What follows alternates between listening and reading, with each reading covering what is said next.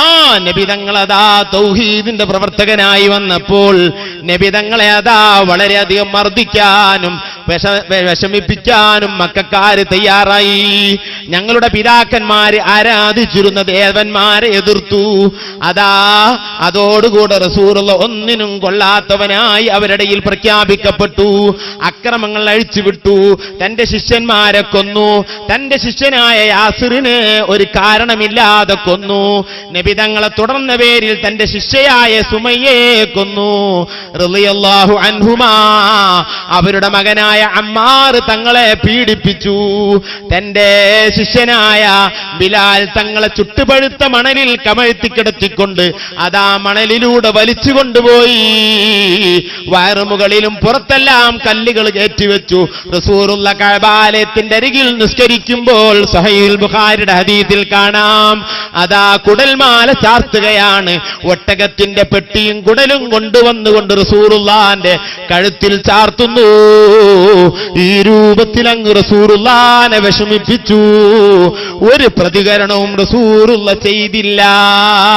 ദിനം പ്രതി റസൂലുള്ളാന്റെ അരികിലേക്ക്, അവിടുത്തെ ആശയത്തിലേക്ക് അതാ ആളുകൾ കൂടി വരുന്നു. അല്ലാഹുവിന്റെ റസൂൽ അവസാനം റബ്ബിന്റെ കൽപ്പന അനുസരിച്ചു നബിയെ സ്വസ്ഥമായി തങ്ങൾക്ക് പ്രവർത്തനം ചെയ്യാൻ ആദ്യമേ ഞാൻ തീരുമാനിച്ചത് മദീനയാണ്. മദീന എന്നത് റസൂലുള്ളാന്റെ നാടാണ്. നബി തങ്ങൾ കിടക്കുന്നത് റസൂലുള്ളാന്റെ മണ്ണിലാണ്. റസൂലുള്ളാനെ പടച്ചത് മക്കയിലെ മണ്ണ് കൊണ്ടാണ്. ഒരു മനുഷ്യനെ പടച്ച മണ്ണിലാണ് മനുഷ്യനെ മറവ് ചെയ്യപ്പെടുക. അത് ഹദീസ് രണ്ടും സഹീഹായ ഹദീസുകളാണ്. പിന്നെ എങ്ങനെയാണ് മക്കയിലെ മണ്ണിൽ നിന്ന് പടച്ച നബിയെ മദീനയിൽ മറവ് ചെയ്തത്? അതിന് മൂന്നാമതൊരു ഹദീസ് ഇബ്നു ഹജർ തങ്ങൾ തന്റെ ഹാശിയത്തുൽ ഇലാഹിൽ ഉദ്ധരിക്കുന്നു. എന്താണ്? റസൂലുള്ളാഹി തങ്ങളുടെ ശരീരം പടച്ചതായ മക്കാ മണ്ണിന്റെ ഒരു വലിയ ഭാഗത്ത് ചുളപ്പറിച്ചെടുത്ത് അതാ തൂഫാനിന്റെ കാലത്ത് മലക്കുകൾ മദീനയിൽ നിന്ന് റസൂലുള്ള കിടക്കുന്ന ആ വീടിന്റെ ആ സ്ഥലം, ആ മക്കയിലെ മണ്ണ് കൊണ്ടുപോയി വെച്ച മണ്ണാണ്. ആ മണ്ണിലാണ് റസൂലുള്ളാഹി തങ്ങൾ കിടക്കുന്നതെന്ന് അതാ ഇലാഹിന്റെ വിശദീകരണത്തിൽ ഇബ്നു ഹജർ തങ്ങൾ പറയുന്നു. നബി സല്ലല്ലാഹു അലൈഹി വസല്ലം തങ്ങൾക്ക് അല്ലാഹു തആല കൊടുത്ത നാടാണ് മദീന. മദീനയുടെ ഒരു പേരാണ് ബൈത്തുർ റസൂൽ, മഹ്ജറുർ റസൂൽ. അതാ ബഹുമാനപ്പെട്ട റസൂലുള്ളാന്റെ എത്രയോ കൊല്ലങ്ങൾക്ക് മുമ്പ് യമനിലെ രാജാവായ തുബ്ബഅ് അതാ നാട് ചുറ്റി 400ഓളം പണ്ഡിതന്മാരുമായി നാട് ചുറ്റിയ രാജാവാണ് തുബ്ബഅ് രാജാവ്. വിശുദ്ധ ഖുർആനിൽ അവരുടെ ചരിത്രമുണ്ട്. ആ തുബ്ബഅ് രാജാവും അതാ പണ്ഡിതന്മാരും നാട് ചുറ്റി അവസാനം വരുന്നത് മദീനയിലാണ്. എന്തിനാണ് മദീനയിൽ വന്നത്? ഇവിടെയാണ് അവസാനത്തെ നബി വരിക. ആ നാടൊന്ന് സിയാറത്ത് ചെയ്യണം. ഒരു മഹാൻ ജനിച്ച നാട്, ഒരു മഹാൻ നടന്ന നാട്, ഒരു മഹാൻ ബന്ധപ്പെടുന്ന നാട്, പിന്നീട് ബന്ധപ്പെടും അങ്ങനത്തെ നാട്. ഇതിനൊക്കെ ബറക്കത്തുണ്ട്. അല്ലാഹു തആല അങ്ങനെയാണ് വെച്ചത്. അതുകൊണ്ട് മദീന സിയാറത്ത് ചെയ്യാൻ വേണ്ടി വരികയാണ് പണ്ഡിതന്മാര്. തുബ്ബ എന്ന രാജാവ് പണ്ഡിതന്മാരോടുകൂടെ ചരിത്ര ഗ്രന്ഥങ്ങളിൽ കാണാം. മദീനയിലെത്തിയപ്പോൾ പണ്ഡിതന്മാര് അടങ്കലും പറയുന്നു, നിങ്ങൾ രാജാവേ, നിങ്ങൾ യമനിലേക്ക് പോവുക, ഞങ്ങൾ ഈ നാട് വിടുകയില്ല. കാരണം ഞങ്ങൾക്ക് റസൂലുള്ളാഹിന്റെ ശിഷ്യന്മാരാകാൻ ഞങ്ങൾക്ക് വിധിയുണ്ടാവുകയില്ല. ഞങ്ങളുടെ മക്കൾ ആ നബിയുടെ ശിഷ്യന്മാരാകാൻ ആഗ്രഹമുണ്ട്. അതിന് ഞങ്ങളുടെ മക്കളെ ഇവിടെ താമസിപ്പിക്കട്ടെ. അവരുടെ കുടുംബ പരമ്പരയിൽ അവസാനമെങ്കിലും ഞങ്ങളുടെ മക്കൾ അവിടുന്ന് വരുമ്പോൾ, അവിടുന്ന് ഈ നാട്ടിലേക്ക് വരുമ്പോൾ അവിടുത്തെ കാല് കഴുകി കൊടുത്തും അവിടുത്തെ ഹിദ്മകൾ ചെയ്തും ഞങ്ങളുടെ മക്കൾ രക്ഷപ്പെട്ടാൽ വൽഹഖ്നാ ബിഹിം ദുർരിയാതിഹിം. അതാ ഒരു പിതാവ് രക്ഷപ്പെട്ടാൽ മക്കൾ സ്വർഗത്തിലാണ്. ഒരു പിതാവ് രക്ഷപ്പെട്ടാൽ ഭാര്യ സ്വർഗത്തിലാണ്. ഒരു ഉമ്മ രക്ഷപ്പെട്ടാൽ ഭർത്താവും മക്കളും സ്വർഗത്തിലാണ്. ഒരു ഉസ്താദ് രക്ഷപ്പെട്ടാൽ ശിഷ്യന്മാര് സ്വർഗത്തിലാണ്. സ്വർഗത്തിലാണ്.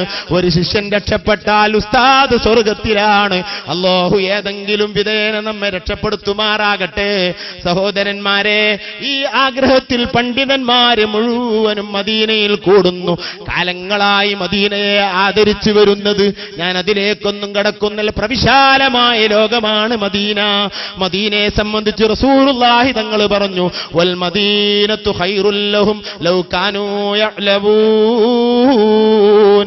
അല്ലാഹു സുബ്ഹാനഹു വ തആല ഒരു മനുഷ്യന് വല്ല ഖൈറും കൊടുക്കാൻ ഉദ്ദേശിച്ചാൽ, ഏ മുഅ്മിനായ മനുഷ്യ, എനിക്ക് ഏറ്റവും നല്ലത് മദീനയാണ്.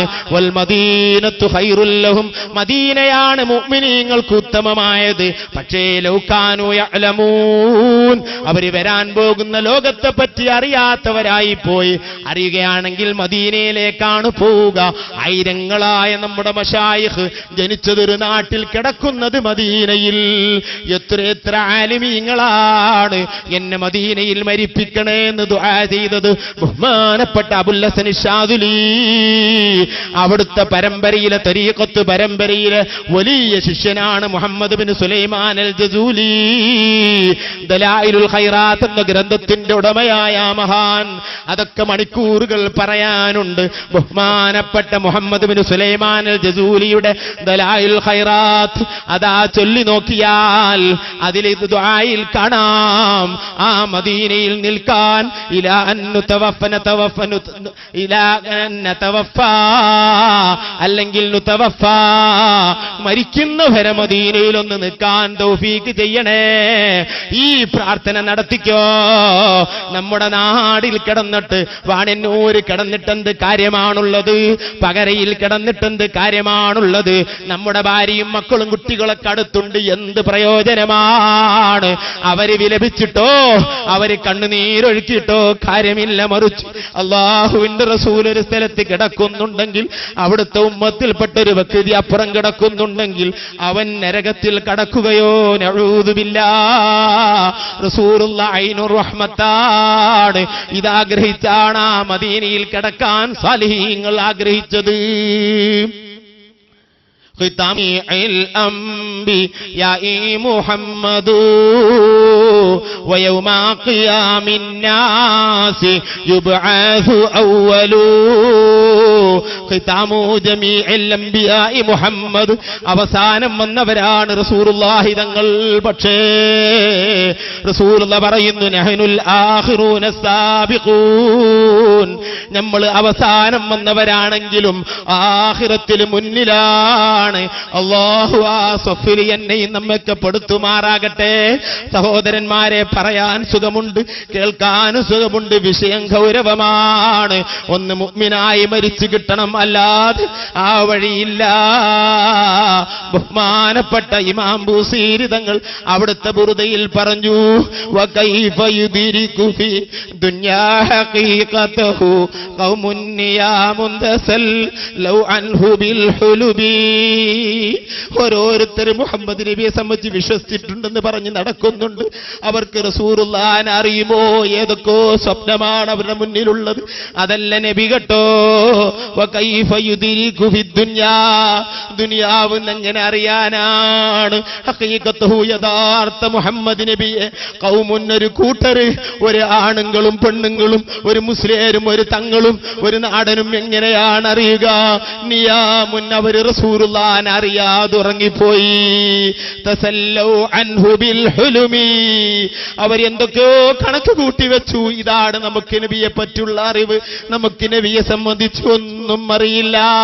ആ നബിയുടെ യാഥാർത്ഥ്യം അറിഞ്ഞ സാലിഹീങ്ങൾ, സൂഫിയാക്കളൊക്കെ അവിടത്തോട് കാണിക്കുന്ന അദബ്, മദീന ഭാഗത്തേക്ക് കാല് നീട്ടാത്ത മുസ്ലിമീങ്ങൾ ലോകത്തിന്റെ നാനാഭാഗത്തും കഴിഞ്ഞു പോയിട്ടുണ്ട്.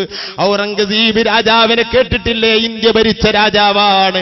ഡൽഹിയിൽ കഴിഞ്ഞുപോയ, ഉത്തരേന്ത്യയിൽ കഴിഞ്ഞുപോയ ഔറംഗസീബ് രാജാവ്, അദ്ദേഹം അല്ലാഹുവിന്റെ റസൂലിന്റെ മേൽ അവിടുത്തെ പേര് കേൾക്കുമ്പോൾ ഒന്നുമില്ലാതെ അവിടുത്തെ പേര് പറയുമായിരുന്നില്ല. അങ്ങനത്തെ മഹാനാണ്. നിങ്ങൾ മനസ്സിലാക്കണം. ആ നബിയെ അത്രയും ആ രാജാവ് ബഹുമാനിച്ചു. തന്റെ അടിമയെ പേര് വിളിക്കാതെ ഓമനെ പേര് വിളിക്കും. ചിലപ്പോൾ പേര് വിളിക്കും. അടിമ ചോദിക്കുന്നു എന്താണ്? ചില ചിലപ്പോൾ എന്റെ പേര് വിളിക്കുന്നത്, ചിലപ്പോൾ ഓമന പേര്. അവിടുന്ന് പറയുന്നു, ഔറംഗസീബ് രാജാവ് ഭരണകൂടം ഭരണാധികാരിയാണ് പറയുന്നത്, മോനെ എനിക്ക് ഉള്ള ടൈമില് നിന്റെ പേര് ഞാൻ വിളിക്കാറുള്ളൂ, നിന്റെ പേര് മുഹമ്മദ് അല്ലേ.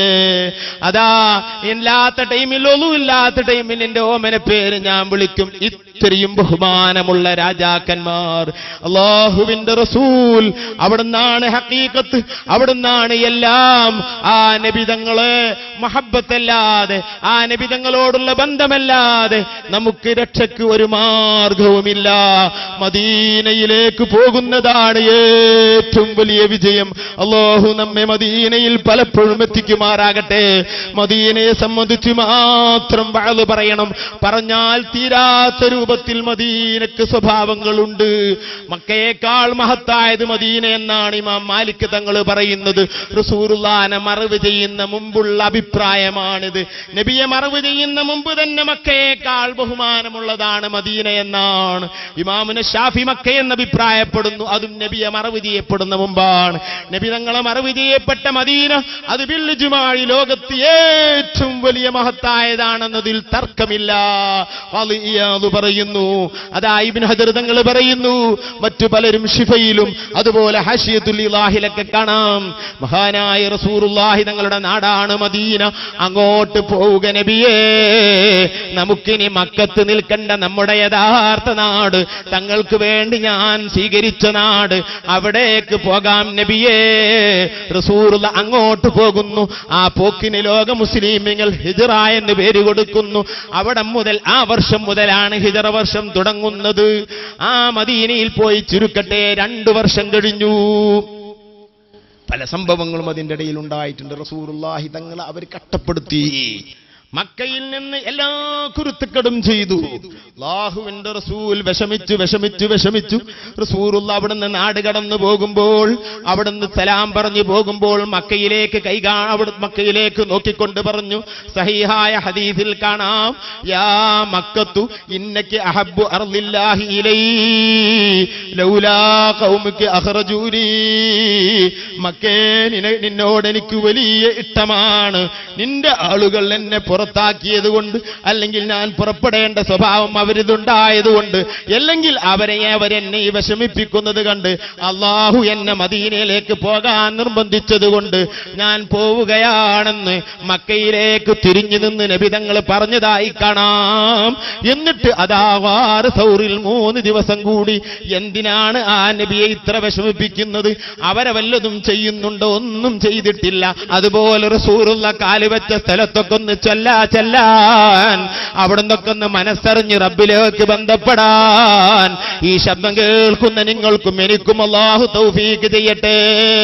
ആ ഗാർ സൗറിന്റെ മുകളിൽ ചെന്നിട്ട് ആ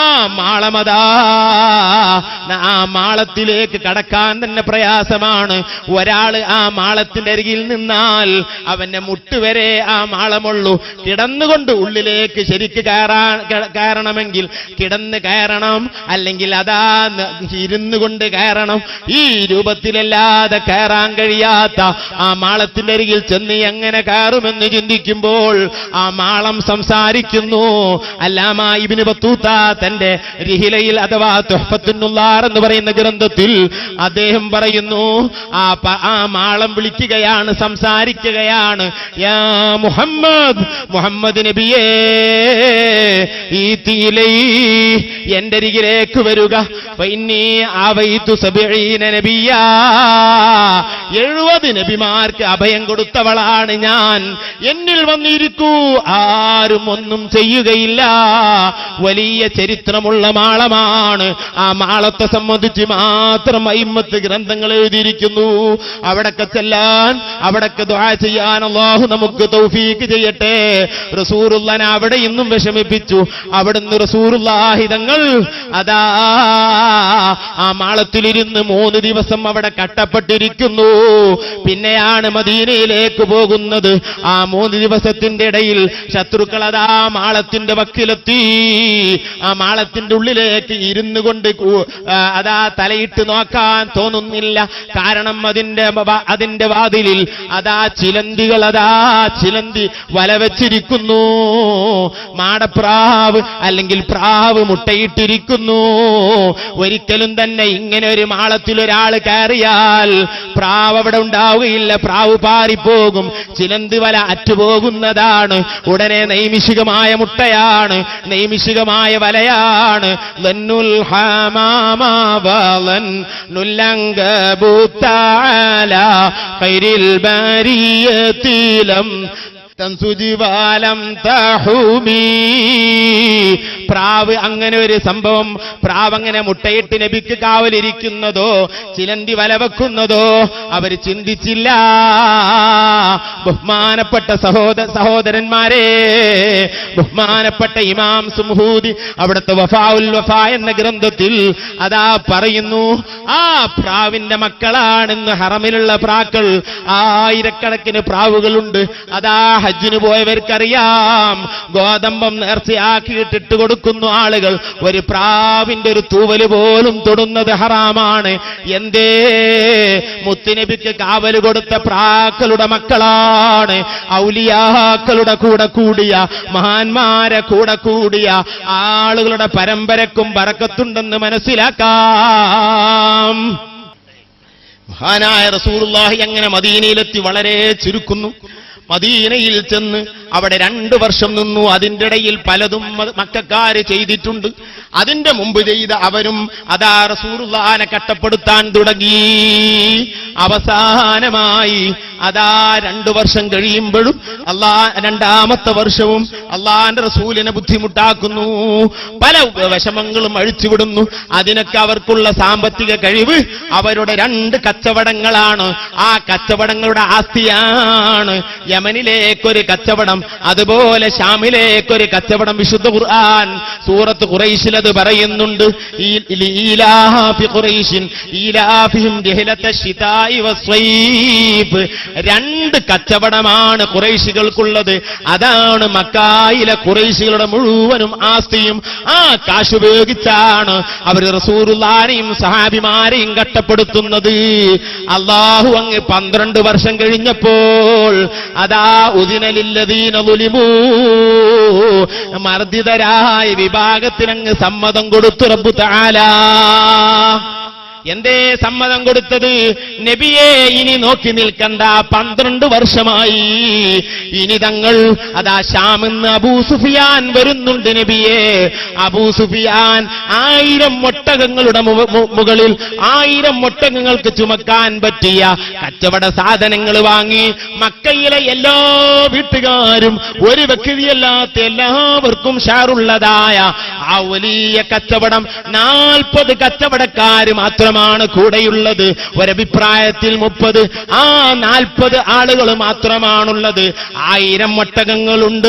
ആ 1000 ഒട്ടകങ്ങളുടെ മുകളിലായി വരുന്ന പൊന്നുകളും പട്ടുവസ്ത്രങ്ങളും മറ്റ് പലതും അതാ 6 മാസം മക്കയിൽ വന്ന് അതാ വിൽക്കാനും അതാ ലാഭമുണ്ടാക്കാനും പറ്റിയ സാധനങ്ങളുടെ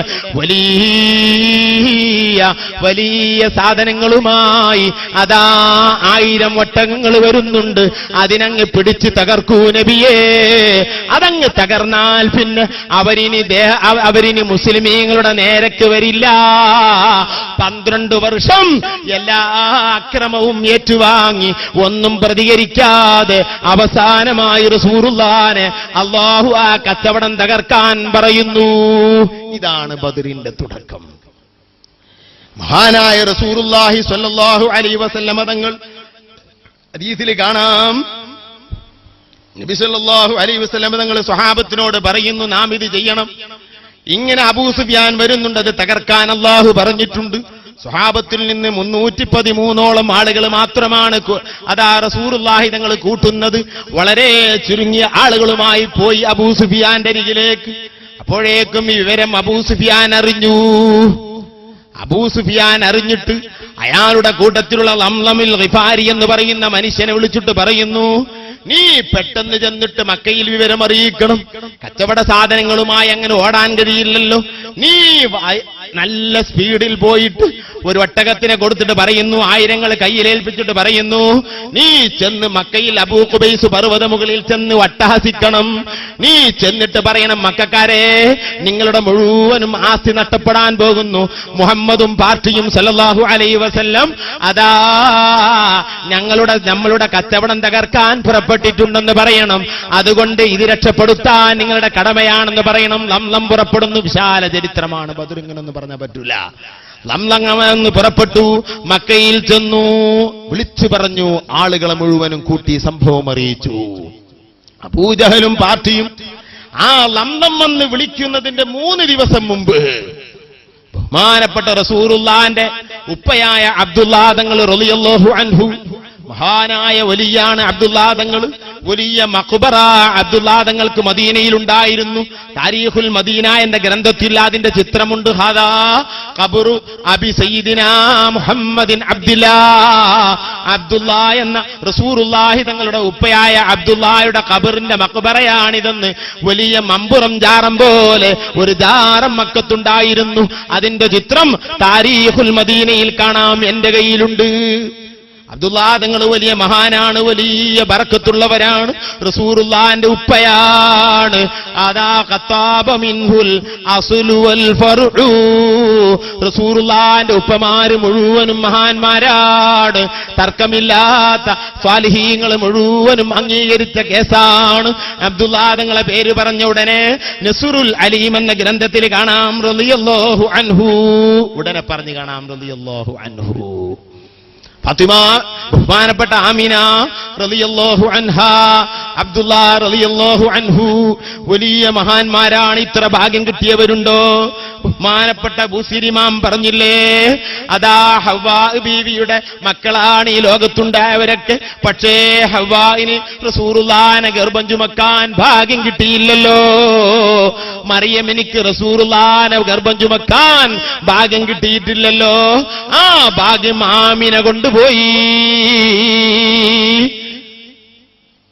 മഹാനായ അബ്ദുല്ലാ റളിയല്ലാഹു അൻഹു, ആമിന ബീവി റളിയല്ലാഹു അൻഹാ മക്കയിലേക്ക് ലംലം വന്നിട്ട് വിളിച്ചു പറയുന്നതിന് മുമ്പ് 3 ദിവസം മുമ്പ് റസൂലുള്ളാഹിന്റെ അമ്മായിയായ ഉപ്പയുടെ അബ്ദുല്ലാ എന്നവരുടെ പെങ്ങളായ ആത്തിക്ക ഒരു സ്വപ്നം കണ്ടു. ആ സ്വപ്നം വലിയ ഗൗരവമുള്ള സ്വപ്നമാണ്. അതിന്റെ വ്യാഖ്യാനം ആത്തിക്കക്ക് തന്നെ അറിയാം. ആത്തിക്ക പറയുന്നു, തന്റെ ആങ്ങളയായ അബ്ബാസ് തങ്ങളെ വിളിച്ചിട്ട് പറയുന്നു, അബ്ബാസ്, ഞാനൊരു കുളർമക്കാനിയെ ഈ ഊരിലുള്ള ജനങ്ങൾക്ക് മേലിൽ വലിയ ലാവാരൊന്നുണ്ട് ലാശക്ക്. കുളർമക്കനിയെ, എന്റെ കണ്ണിൽ കുളിരായ എന്റെ ആങ്ങളെ, നിങ്ങളോടൊരു കാര്യം പറയട്ടെ. ഈ ഊരിലുള്ള ജനങ്ങൾക്ക്, ഈ നാട്ടിലുള്ള ജനങ്ങൾക്ക്, മക്കക്കാർക്ക് മേലിൽ വലിയ ലാവരുന്നുണ്ട് ലാശക്ക്. വലിയ ബല വരുന്നുണ്ട്, വലിയ മുസീബത്ത് വരുന്നുണ്ട്. എന്തേ? ഞാനിങ്ങനെ സ്വപ്നം കണ്ടിട്ടുണ്ട്. ഒരാള് വന്ന് അബൂ ഖുബൈസ് പർവ്വത മുകളിൽ നിന്നൊരു കല്ല് താഴെ കുരുട്ടുന്നു. ആ കല്ല് പൊട്ടിത്തെറിക്കുന്നു. മക്കയിലെ ഓരോ വീട്ടിലും അത് ചെന്ന് പതിക്കുന്നു. അവിടെയൊക്കെ മുസീബത്ത് പറ്റുന്നു. ഞാൻ കണ്ടു. ആരോ ഈ നാട്ടുകാരെ എന്തോ ഒരു വേണ്ടാത്തിലേക്ക് കൊണ്ടുപോകാൻ വരുന്നുണ്ട്. അബ്ബാസ് തങ്ങൾ പറഞ്ഞു, ആത്തിക്ക, അതൊരു സത്യമാണ്. അത് സത്യമായ സ്വപ്നമാണ്. നീ ആരോടും പറയണ്ട. ഈ വിവരം ആത്തിക്ക വേറെ ആരോടോ പറഞ്ഞിരുന്നു. അതങ്ങനെയുള്ള പെണ്ണുങ്ങൾക്കൊരു വിവരം കിട്ടിയാൽ സുബ്ഹാനല്ലാഹ്, ഇവിടെ ആരെങ്കിലും പെണ്ണുങ്ങൾ ഇത് കേൾക്കുന്നുണ്ടെങ്കിൽ വിഷമിക്കരുത്. നിങ്ങളെ പറ്റിയല്ല, ഞങ്ങളെ നാട്ടിലൊക്കെയുള്ള പെണ്ണുങ്ങളെ പറ്റിയാണ്. എന്താ സുബ്ഹാനല്ലാഹ്, ഈ പെണ്ണ് പറയും, നമ്മൾ അതല്ല, ഞാൻ ഇന്ന് വരെ ഒരു രഹസ്യം എന്റെ ഭാര്യനോട് പറഞ്ഞിട്ടില്ല. മോശമായിട്ടില്ല, കാരണം ഓളും പെണ്ണാണ്. ഇതാ പ്രശ്നം. പറയരുത്, ഒരു രഹസ്യവും ഭാര്യമാരോട് പറയരുത്. അപ്പൊ ഇതിന് ഓരോരുത്തരുടെ ഭാര്യമാര് വിഷമിക്കരുത്. ഇയാൾ എന്തേ പറഞ്ഞത്? അങ്ങനല്ല, നിങ്ങളോട് പറയാൻ പാടില്ലാത്തൊരു രഹസ്യം പറയരുത്. നിങ്ങൾ തന്നെ ഇപ്പൊ നമുക്ക് രഹസ്യം പറയാനുള്ള ആൾക്കാർ, നിങ്ങൾ ബേജാറാണ്ട. അതൊക്കെ അങ്ങനെ നടക്കട്ടെ. ഏതായാലും ഒരു രഹസ്യവും പറയാൻ പാടില്ല ഇവരോ. ഇത് രഹസ്യം പറഞ്ഞു കൊടുത്ത ആത്തിക്ക ഏതോ ഒരു പെണ്ണിനോട്, ഏതെങ്കിലും ഓർമ്മയില്ല, ചരിത്രം ഓർമ്മയില്ല എനിക്ക്. ഉദാഹരണം പറയാ, ഖദീജനോട് പറഞ്ഞു, റസൂലുള്ളാഹിന്റെ ഭാര്യയല്ല കേട്ടോ, ഇതൊക്കെ ഇങ്ങനെ ഒരു സ്വപ്നം ഞാൻ കണ്ടിട്ട് ആരോടും പറയണ്ട, എന്റെ അടുത്ത് അവിടെ ഇരുന്നോട്ടെ. ഖദീജ കേട്ടിട്ട് മറ്റേ ഖദിയമോനെ കണ്ടോ പറഞ്ഞു, ഖദിയമോ ഇങ്ങനെ ഖദീജ എന്നോട് വിരുത്താൻ പറഞ്ഞു, എന്നോട് ആരോടും പറയണ്ടായിരുന്നു, പക്ഷെ എന്നോട് പറയാതിരിക്കാൻ പറ്റും, എന്റെ അടുത്ത് അത് അവിടെ ഇരുന്നോട്ടെ. അതന്നെ അതേം മറ്റൊരു വാത്തേനെ കണ്ട വാത്തേനോട് നോക്കി ഞാൻ എങ്ങനെ എന്നോട് ഇവിടെ കഥയും ഒരു വർത്താനം പറഞ്ഞു ആരോട് പറയണ്ട, പക്ഷെ എന്നോട് പറയാതിരിക്കാൻ പറ്റില്ല, എന്റെ അടുത്ത് അതോടെ ഇരുന്നോട്ടെ. ഇങ്ങനെ അരമന രഹസ്യം അങ്ങാടിയിൽ പരസ്യം. അരമനയിൽ നിന്ന് ഉള്ളകത്തിൽ നിന്ന് ബെഡ്റൂമിൽ നിന്ന് ഒരു രഹസ്യം ഭാര്യയുടെ കാതിൽ മന്ത്രിച്ചത് അങ്ങാടിയിൽ പരസ്യം. അതന്നെ അന്നും സംഭവിച്ചത്. കാരണം അന്നേ പെണ്ണുങ്ങൾ ഇങ്ങനെയാണ്. അമീന ലക്ഷ്മി ഖദീജത്ത് അങ്ങേലെ മാധവി മറിയത്ത് വടക്കീല കുഞ്ഞി പാത്തുമ്മ മീനാക്ഷി അമ്മ സൂസമ്മ കുടിയിരിക്കും തല നോക്കാൻ കുണ്ടാമണ്ടികളുണ്ടാക്കാൻ. എന്താ നല്ല പെണ്ണാണ്. ഉമ്മാന്റെ അനുജത്തി ബാപ്പാന്റെ ജൗജത്തി കുസുകൂസിന് മൂപ്പത്തി അജുമ്മ എന്നോവർ. എന്താ ഉഷാറാ. പക്ഷേ കുസുകൂസിന് മൂപ്പത്തി ഇവിടെ പെണ്ണുങ്ങളെ പറ്റിയല്ല, ഏതോ നാട്ടിൽ കഴിഞ്ഞു പോയ പെണ്ണുങ്ങളെ പറ്റിയാണെന്ന് മനസ്സിലാക്കുക. ഇതിൽ അങ്ങനെ ആരെങ്കിലും ഉണ്ടെങ്കിൽ അവര് തന്നെയാണ് എന്റെ ഉദ്ദേശം. അല്ല, അവള് പഠിക്കണമല്ലോ, ഓളും പഠിക്കണം. ഓളും വേണ്ട നന്നായ നമ്മളെ പെങ്ങന്മാരല്ലേ, നന്നാണ് ഉമ്മമാരെ. നിങ്ങൾ നന്നായ ഞങ്ങളെ പോലെ സാധനം നല്ല ദുന്യാവിലില്ല. റസൂലുള്ള പറഞ്ഞു അദ്ദുന്യാ കുല്ലുഹാ മതാഅ് വ ഖൈറു മതാഇഹാ അൽ മർഅതു സ്വാലിഹാ സദഖ റസൂലുള്ളാഹി. ദുനിയാവ് മുഴുവനും നൈമിഷിക സുഖങ്ങളാണ്. നിത്യമാകുന്ന സുഖം ദുനിയാവിലില്ല. ഇവിടെ നിത്യമാവുന്ന ഒരു സുഖമല്ല. സുഖമിത് മാറും, ശുയിപ്പായി തീരും. സക്കറാത്തുൽ മൗത്തിന്റെ നേരം, ചികിത്സ സഫലീകരിക്കാത്ത നേരം. ഈ സുഖങ്ങളൊക്കെ പോകും കേട്ടോ, ഈ സന്തോഷങ്ങളൊക്കെ പോകും കേട്ടോ. ഈ പാട്ടുപാടി പറയുന്നവൻ വാളു പറയുന്നവൻ മരിക്കും കേട്ടോ. ഈ കേൾക്കുന്ന കാതുടമകൾ മരിക്കും കേട്ടോ. എന്റെ പെങ്ങന്മാരെ, നിങ്ങളും ഞങ്ങളൊക്കെ മരിച്ചു പോകും. നമുക്കൊക്കെ ഖബറെന്ന് പറയുന്ന ഒരു ലോകമുണ്ട്. റസൂലുള്ള പറയുന്നു നൈമിഷിക സുഖങ്ങളാണ് ലോകം മുഴുവനും. അതിൽ നിന്ന് ഏറ്റവും നല്ല നൈമിഷിക സുഖം അൽ മർഅത്തു സ്വാലിഹാ, നല്ല സ്ത്രീകളാണ്. നിങ്ങൾ നന്നാവൂ സ്ത്രീകളെ. ഫാത്തിമയാകൂ, ആയിഷയാകൂ, ഖദീജയാകൂ, മറിയമാകൂ, ആസിയയാകൂ. അല്ലാഹു ആക്കി തരുമാറാകട്ടെ. ആരെയും കുറ്റം പറഞ്ഞതല്ല. യാത്തിക്കയുടെ കയ്യിൽ നിന്ന് ഈ വിവരം അബ്ബാസ് തങ്ങൾ പറഞ്ഞു ആരോടും പറയണ്ടെന്ന്. പക്ഷേ അങ്ങനെ അങ്ങാടിയിലെത്തി ഈ വിവരം. അതാ ലോകപ്രസിദ്ധ ധിക്കാരിയായ ഏറ്റവും വൃത്തികെട്ടവനായ അബൂജഹൽ എന്ന് പറയുന്ന മനുഷ്യന്റെ കാതിലെത്തി. അബൂജഹൽ ഈ വിവരം അറിഞ്ഞു. അബൂജഹലിനാണെങ്കിലോ നബി കുടുംബത്തോട് വലിയ അമർഷമാണ്. അയാൾക്ക് വലിയ ദേഷ്യ നബി കുടുംബത്തോട്. എന്താ, മുഹമ്മദ് നബി എന്ന് പറഞ്ഞിട്ട് ഒരു വിലായത്തുകാരൻ, ഒരു നുബുവത്തുകാരൻ വന്നിരിക്കുന്നു. അങ്ങനെ വല്ല നുബുവത്തും പടച്ചവൻ കൊടുക്കുകയാണെങ്കിൽ ഈ നാട്ടിലെ പൗരപ്രധാനിയായി എനിക്കല്ലേ തരേണ്ടത്? ഞാനല്ലേ ഇവിടുത്തെ വലിയവൻ? അങ്ങനെയാ പലർക്കുള്ള സംശയം. ആ സംശയത്തിന് പരിഹാരമില്ല. ഏകാധിപത്യം അറബിക്കടലിൽ എന്ന് പറഞ്ഞ പോലെ ഫറോവക്ക് കിട്ടിയ ശിക്ഷയാണ് അവർക്ക് കിട്ടുക. അങ്ങനെ തന്നെ അബൂജഹലിനും കിട്ടിയത്. അബൂജഹലിന് ബദറിൽ കുത്തിട്ടിയതല്ല, മീക്കായില വന്ന് കുത്തിയത്. റസൂലുള്ളാഹി കുത്തിയത് മീക്കായിൽ, വീണതോ അബൂജാഹിൽ. മീക്കായിലിന്റെ കുത്തുകൊണ്ടാണ് അബൂജാഹിൽ വീണത്. ഭയങ്കര വൃത്തികെട്ട സാധനമാണ്. മുമ്പ് ഒരു വേസമ്പാ പറഞ്ഞ ഒരു ഭ്രാന്തം പറഞ്ഞ് ദുന്യാവിൽ 2 ജയില, ഒന്ന് അബൂജഹലും ഒന്ന് ചന്ദ്ര ജയിലും. അങ്ങനെ തന്നെ അയാൾ ഭ്രാന്തിൽ പറഞ്ഞതാണ്. ജയിലിൽ നിന്ന് അയാൾ പറഞ്ഞ ജഹില്. അബൂജഹൽ ലോകപ്രസിദ്ധ ധിക്കാരിയാണ് ആ മനുഷ്യൻ. ഈ മനുഷ്യന്റെ അടുത്ത് വിവരം കിട്ടി. ഈ മനുഷ്യന്റെ അടുത്ത് വിവരം കിട്ടിയപ്പോ ഈ മനുഷ്യൻ സുബ്ഹാനല്ലാഹ് ദേശത്തിലിരിക്കുക. അപ്പോഴാണ് അബ്ബാസ് തങ്ങൾ തവാഫ് ചെയ്യാൻ വേണ്ടി ഇങ്ങനെ വന്നു. അബ്ബാസ് മുസ്ലിം ഒന്നും ആയിട്ടില്ല. അല്ലാഹുവിന്റെ റസൂൽ മക്കത്താണുള്ളത്. അബ്ബാസ് റളിയല്ലാഹു അൻഹു മുസ്ലിം അല്ല അന്ന്, പിന്നീട് മുസ്ലിമായി. ആതിക മുസ്ലിമായി എന്നാണ് ബലപ്പെട്ട അഭിപ്രായം. അതാ ബഹുമാനപ്പെട്ട അബ്ബാസ് തങ്ങൾ തവാഫിന് ചെന്നിരിക്കുകയാണ്. അവരെല്ലാവരും തവാഫ് ചെയ്യുമല്ലോ. തവാഫ് ചെയ്യാൻ നിന്നപ്പോ ഇവൻ പ്രസിഡന്റാ, പള്ളി കമ്മിറ്റിന്റെ പ്രസിഡന്റാ അല്ലെങ്കിൽ മുത്തവല്യ. ഇവൻ അവിടെ ഇരുന്നിട്ട് അങ്ങനെ സ്വറ പറഞ്ഞു കൊടുക്കുക. മുത്തവല്ലിക്ക് പിന്നെ സുന്നത്തുകാരുണ്ടാവില്ല, ഒന്നും ഉണ്ടാവില്ല, സ്വറ പറച്ചിലായും കാര്യമായിട്ടുണ്ടാവും. ഇവിടുത്തെ മുത്തവല്ലിനെ പറ്റിയല്ലേ ഞാൻ പറയാം. അങ്ങനെ നല്ല മുത്തവല്ലിമാരുണ്ട്, സ്വർഗം വാങ്ങിയ മുത്തവല്ലിമാരുണ്ട്. ബഹുമാനപ്പെട്ട നമ്മളെ കുഞ്ഞുമാനാജിയുടെ ഉപ്പയെ പോലെ അല്ലാഹു തആല അവരെ ഖബർ സ്വർഗമാക്കട്ടെ. സ്വർഗം വാങ്ങിയ മുത്തവല്ലിയാണ്. ഈ നാടിലെ ഏറ്റവും ഏറ്റവും നല്ലൊരു മനുഷ്യനാണ്. മഹാന്മാരായ ഖുത്ബി മുഹമ്മദ് മുസ്ലിയാർ, ആലുവായ അബൂബക്കർ മുസ്ലിയാർ, അതുപോലെ വടകര മുഹമ്മദ് ഹാജി പാപ്പ, അല്ലാഹു അവരൊക്കെ ബർക്കത്ത് കൊണ്ട് നമ്മെ നന്നാക്കുമാറാകട്ടെ. ഈ കുടുംബത്തിന്റെ താങ്ങും തണലുമായിരുന്നു അവരൊക്കെ. ഇവരുടെ ഉപ്പയിലാണ് ആ ബർക്കത്ത് അല്ലാഹു തആല കൊടുത്തത്. അവരൊക്കെ അവരെ ബഹുമാനിച്ചിരുന്നു. കാരണം അങ്ങനെയായിരുന്നു അവരുടെ ഉള്ളുണ്ടായിരുന്നത്. അങ്ങനത്തെ സ്വർഗം വാങ്ങിയ നേതാക്കന്മാരും മുത്തവല്ലിമാരും ഉണ്ട്. പക്ഷേ വളരെ വിരളമാണ്. ഈ മുത്തവല്ലിയുടെ ഹാല് മൂപ്പര് അങ്ങനെ ഇരിക്കും, 4 ഭാഗത്തേക്ക് തിരിഞ്ഞു നോക്കിയാണ്. എന്താണ് ഇങ്ങനെ നോക്കിയിരിക്കല മൂപ്പരെ പരിപാടി. അങ്ങനെയല്ല മുത്തവല്ലി. ചില സെക്രട്ടറിയും പള്ളിയുടെ സെക്രട്ടറിയും പ്രസിഡന്റൊന്നും പള്ളിക്ക് വന്ന അയാൾ പള്ളി കയറൂല. ജുമാന്റെ അടുത്ത് കുത്തുബ ചെയ്യാൻ നേരത്തെ കയറി. അതുവരെ അവിടെ റൂമിൽ അങ്ങനെ തെണ്ടി അടക്കണാണ്. ഇങ്ങനെ ദുനിയാവും ആഖിറും നഷ്ടപ്പെടുത്തുന്ന ഒരു കമ്പനി കുറെ.